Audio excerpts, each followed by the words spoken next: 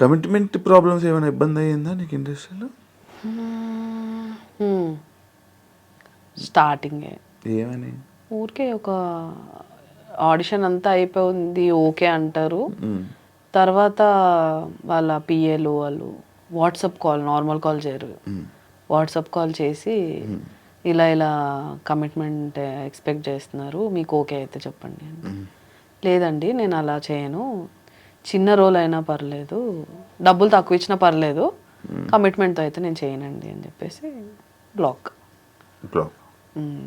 ఓ జరిగే అవుతాయా సిరీస్లోనే యూట్యూబ్లో వీడియోస్? అంత లేదు.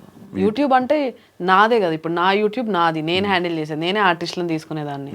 అంటే స్టార్టింగ్లో యూట్యూబ్ స్టార్టింగ్లో అలా ఉంటాయి ఏం కదా. లేదు. అప్పట్లో యూట్యూబ్కి ఒక అమ్మాయి దొరకడమే చాలా గగనం. ఇప్పుడు ఓల్డ్ మంది అప్పట్లో అసలు ఆర్టిస్ట్ లేరు యూట్యూబ్కి ఎస్పెషల్లీ. సో అలాంటప్పుడు దొరికిందే ప్రసాదం. ఎవరు కొంచెం ఓకే ఈ క్యారెక్టర్ పుల్ చేయగలరు అనిపిస్తే వాళ్ళని తీసేసుకొని పెట్టేసుకునేవాళ్ళు, ఇన్ హౌస్ తీసేసుకునేవాళ్ళు.